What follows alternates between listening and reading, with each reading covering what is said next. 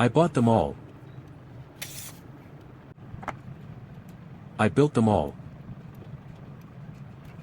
So here's my full review of the DMXC Bricks Make a Wise Life One Piece series. So here's what I noticed with the codes. The first 10 designs are numbered F3031 to F3040. But then the other two, Boa Hancock and Jinbe, are labeled H-11 and H-12. What's strange is, if you check the back of the F3040 box, those two aren't shown anywhere. So it looks like they were added later on. Now, I'm not sure if that means there's also an H-01 to H-10 out there, or if the company just jumped straight to H-11 and H-12. If anyone knows, let me know in the comments, because I couldn't find that info myself. Let's start with the manuals.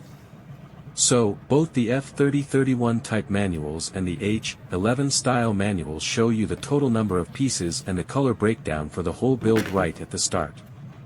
That's consistent across the sets. But here's where they're different. The H-11 and H-12 manuals are just better overall. For every single step, they actually show you which pieces to collect before you start building. That makes the process a lot smoother and easier to follow.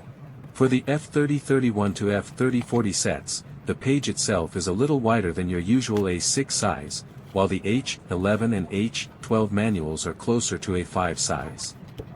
Now, both types of manuals are clear, no blurry images, no wrong placements. But if I really want to nitpick, the F3032 manual actually skips one important step: how to connect the head to the body. So overall, I'd give the manuals an 8 out of 10. Next up, let's talk about the pieces and completeness. Most of the sets came with a few extra pieces, which is always nice to have. But my F3033 set actually had no extras at all. Every set does come with a brick separator, though, so that's consistent across the board. Now, the good news is that none of my sets had missing parts, which is great.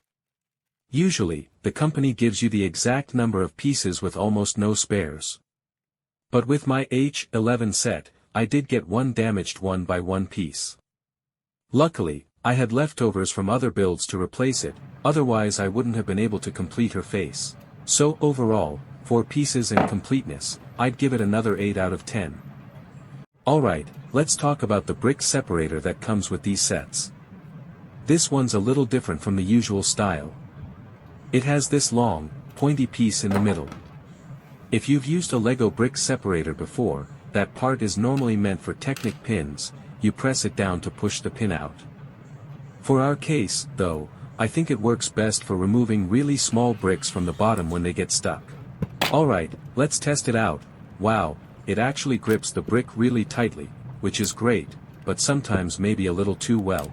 I even have to use my fingers to pull the piece off the separator afterwards. So I think I'm just more used to my own tool. This included one works fine, just a little different. Another 8 out of 10. Now let's talk about the build experience. So here's a comparison. The top brick is the kind I usually get in nanoblock sets, a standard 2x4 piece. The bottom one is from this series. When I flip them over, you can see the difference. The usual piece has those classic round tubes inside, those recessed holes that grip onto studs, just like normal Lego-style bricks.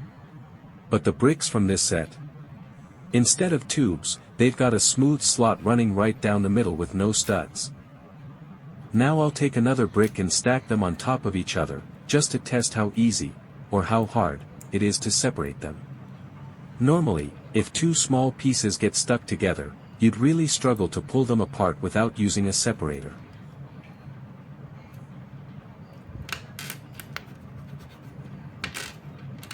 First, let's try the usual bricks I have.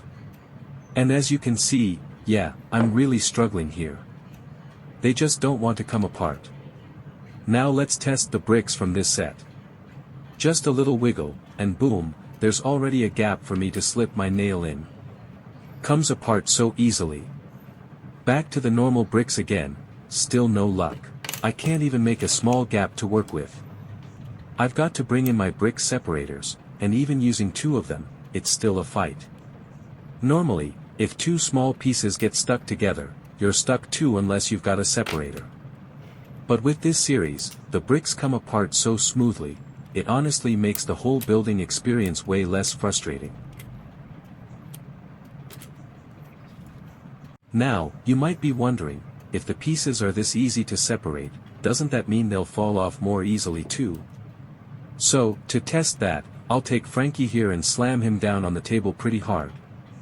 If the bricks were too loose, his hands or arms should pop right off. But as you can see, everything's holding together just fine. So the balance is actually really good, easy to pull apart when you need to, but solid enough that the build doesn't fall apart on its own. For me, that makes the build experience a perfect 10 out of 10. The plastic itself also feels a bit different. So, the bricks on top are from this set, and the ones below are the usual type I normally get. As you can see, the bricks from this set have a slightly more transparent look and texture, while the usual ones feel denser and more solid. Not giving this a rating, just letting you guys know the difference.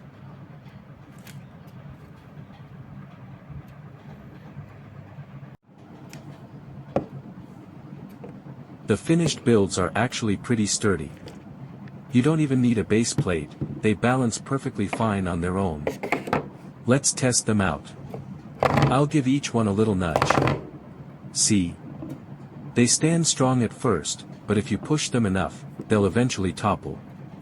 Still, for display purposes, they hold up really well without extra support.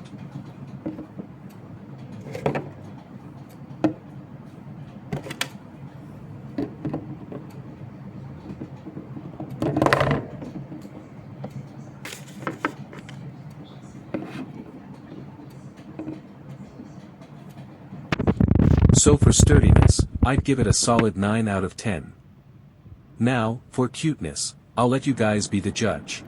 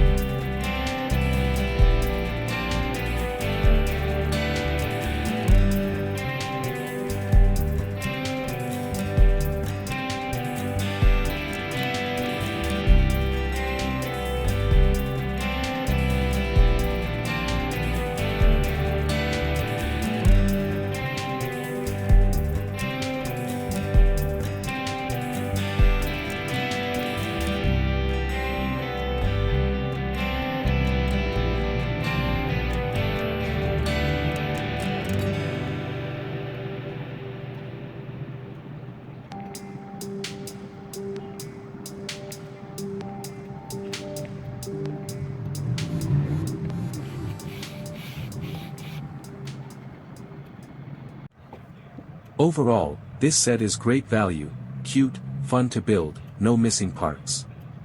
I'd recommend it. Which One Piece character turned out the best? Drop your pick in the comments.